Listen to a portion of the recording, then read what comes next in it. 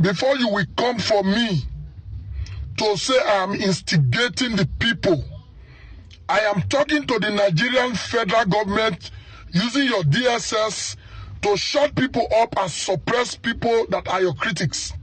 Before you will come and arrest me and tag me that I'm instigating the public, you will first of all have to give this word a thought. I am so angry right now.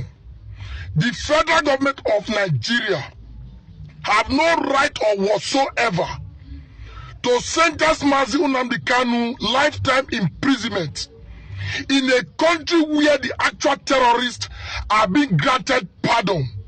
Having unalived several Nigerians, millions of Nigerians are in IDP camps as we speak now. They have been abandoned by the same government that is rehabilitating killers, that is rehabilitating terrorists.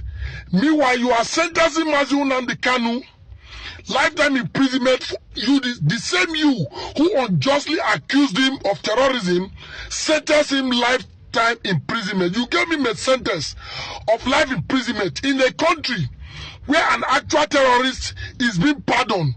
Our taxpayers' money is being used in rehabilitating terrorists, and you are sentencing Mazi Nnamdi Kanu. Are you trying to tell us that Nigerians are not angry enough? Yes, this is what this is projecting.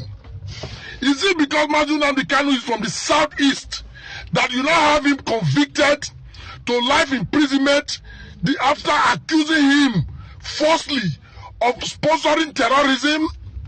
Even if Mazi Nnamdi Kanu was even beyond reasonable doubt to indeed be sponsoring terrorism, but for the fact that the government is already freeing and granting pardon to actual terrorists in the name of repentance, then Mazi Nnamdi Kanu also deserved to be freed. He also deserved to enjoy the same pardon from the same government. Is it because Mazi Nnamdi Kanu is not a Fulani man? Is it only Fulanis that has this privilege to enjoy the pardon, having unalived Nigerians in their thousands, including Nigerian soldiers? And this is a government that has unjustly sentenced Mazi Nnamdi Kanu to life imprisonment is the same government that is granting pardon and using our hard taxpayers' money to be rehabilitating terrorists. And Nigerians are all quiet. Nigerians are quiet as if nothing is happening in the country. This will get to every of us. Yes, for as long as you are not a Fulani man in Nigeria, this will get to you. You can imagine a country where somebody was falsely accused of terrorism. The government is unable to prove that this guy is indeed guilty of terrorism. But you served him, you gave him a jail sentence of life imprisonment. And that same government is granting pardon, freeing actual killers, freeing actual terrorists in the name of repentance. What nonsense is that? And the country is still at peace. A country where a proven terrorist is granted pardon and they are enjoying government facility. Government is using our taxpayers' money to rehabilitate terrorists, after which you will give them some amount of money to reintegrate them into the society. And an innocent Mazi Nnamdi Kanu is serving a life imprisonment sentence in the same country. And everybody keep quiet as if nothing is going on. It will get to everybody in one way or the other. Wake up, Nigeria. This is not justice. This is a grotesque, heart-wrenching betrayal that should boil the blood of every fair-minded soul. While actual terrorists, the blood-soaked monsters of Boko Haram and their ilk, who have slaughtered thousands, burned villages, kidnapped schoolgirls, widowed mothers, and orphaned entire communities, are being pampered with rehabilitation programs, given second chances, vocational training, certificates, and reintegration into society. A man who has never picked up a gun, never planted a bomb, never ordered the death of a single innocent soul sits rotting in prison with multiple life sentences.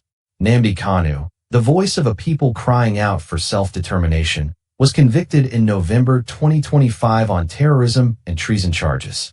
His crimes: broadcasting truths about marginalization, calling for a referendum on Biafra, and enforcing sit-at-home orders that were acts of civil disobedience, not bloodshed. The court itself chose life imprisonment over death because executions are now frowned upon. Yet the same system rolls out the red carpet for repentant killers.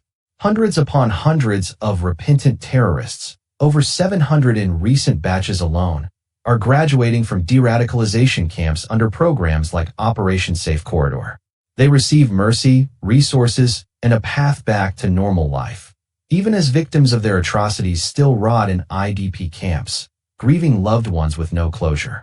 Some of these reformed fighters have reportedly slipped back into violence, yet the government keeps the assembly line running. Forgive the butcher, cage the orator. Where's the logic? Where's the conscience? Kanu's weapon was his voice, Radio Biafra, impassioned speeches, a relentless demand that the Southeast stop being treated as second-class citizens in their own country.